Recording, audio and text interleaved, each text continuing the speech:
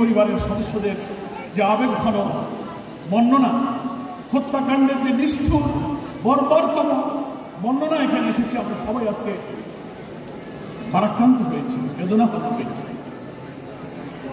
আমি শুধু শহীদদের পিতা, স্ত্রী, সন্তান, মা, বাপ, ভাই বোন যারা আজকে এখানে এসেছেন বুকের বেদনা নিয়ে, আমাদের কোনো বক্তব্য, আমাদের কোনো কথা, পৃথিবীর কোনো মানুষের কথা আপনার হৃদয়কে সান্ত্বনা দিতে পারবে না।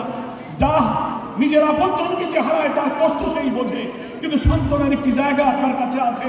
আল্লাহ তাআলা পরিষ্কার করে বলেছেন, শহীদরা কখনো মরে না, বাল আহইয়া ওয়ালাকিন লা তাশউরুন।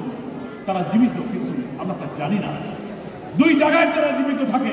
পৃথিবীতে তারা জীবিত, আজকে শহীদের দেহটা হয়তো আমরা দেখতে পাচ্ছি না, কিন্তু শহীদরা বেঁচে থাকবে অমলিন অনন্তকাল।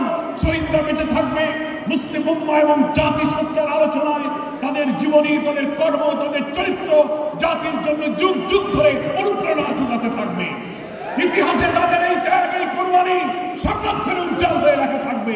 এই তো তাদের জীবনে বেঁচে থাকা। আজকে এখানেই যেমন শহীদরা বেঁচে আছে, আর বেঁচে থাকবে জান্নাতে। আল্লাহ বলেছেন, ইনদা রাব্বিহিম ইউরযাকুন।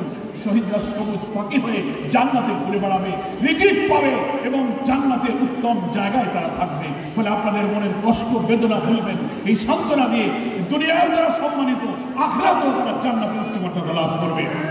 পৃথিবীতে মৃত্যু আল্লাহ নির্ধারিত ছিল, ওই সময় ওইভাবেই তিনি যাবেন, আফসোসের কিছু নেই। আপনি বরং শহীদের পরিবারের সম্মানিত সদস্য হয়ে স্বস্তি প্রকাশ করবেন। আপনাদেরকে সান্ত্বনা দিয়ে শহীদদের রক্তের ঋণ ইনশাআল্লাহ আমরা শোধ করব। ফ্যাসিবাদকে বিদায় করেছি, জনগণের জন্য কল্যাণ রাষ্ট্রের সংগ্রামে আমরা নিজেদেরকে নিবেদন করে শহীদদের দায় শোধ করবো ইনশাআল্লাহ। আল্লাহ আমাদের তৌফিক দান করুন। আসসালামু আলাইকুম।